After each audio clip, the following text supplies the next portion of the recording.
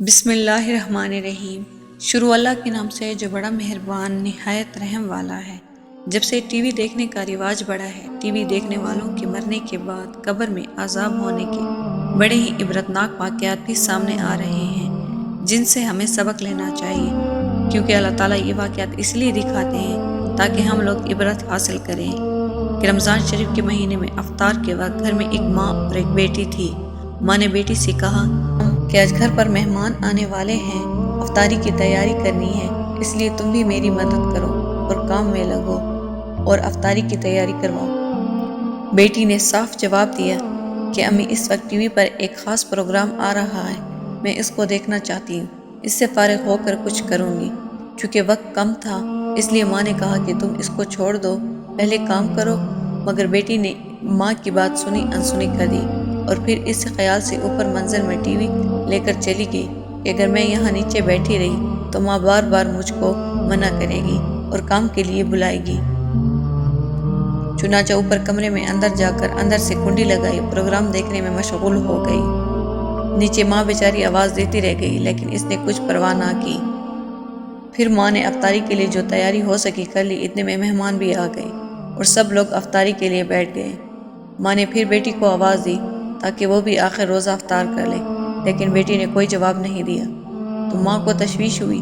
چنانچہ وہ اوپر گئی، دروازے پر جا کر دستک دی اور اس کو آواز دی، لیکن اندر سے کوئی جواب نہیں آیا۔ چنانچہ ماں نے اس کے بھائیوں اور اس کے باپ کو اوپر بلایا، انہوں نے آواز دی اور دستک دی، مگر جب اندر سے کوئی جواب نہ آیا تو بالآخر دروازہ توڑا گیا۔ جب دروازے کو توڑ کر اندر گئے تو دیکھا کہ ٹی وی کے سامنے مری ہوئی اوندھے منہ زمین پر پڑی ہے اور انتقال ہو چکا ہے۔ اب سب گھر والے پریشان ہو گئے۔ اس کے بعد جب اس کی لاش اٹھانے کی کوشش کی تو اس کی لاش نہ اٹھی اور ایسا محسوس ہونے لگا کہ وہ کئی ٹن وزن ہو گئی ہے۔ اب سب لوگ پریشان ہو گئے، اس کی لاش کیوں نہیں اٹھ رہی۔ اس پریشانی کے عالم میں ایک صاحب نے جو ٹی وی اٹھایا تو اس کی لاش بھی اٹھ گئی۔ اب صورتحال یہ ہو گئی، اگر ٹی وی اٹھائی تو اس کی لاش ہلکی ہو جائے گی، اگر ٹی وی رکھ دی تو اس کی لاش بھاری ہو جائے گی۔ اس ٹی وی کو اٹھا کر اس کی لاش کے نیچے لائے، اس کو غسل دیا۔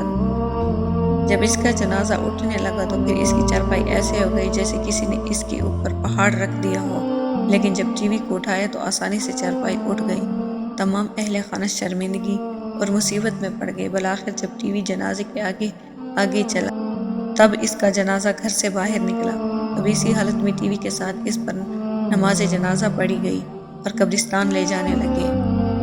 آگے ٹی وی، پیچھے جنازہ چلا۔ پھر قبرستان میں لے جانے کے بعد جب میت کو قبر میں اتارا اور قبر کو بند کر کے اس کو ٹھیک کر کے جب لوگ واپس جانے لگے تو لوگوں نے کہا کہ اب ٹی وی کو واپس لے چلو، لیکن جب ٹی وی اٹھا کر لے جانے لگے تو اس لڑکی کی لاش قبر سے باہر آ گئی۔ کتنی عبرت کی بات ہے۔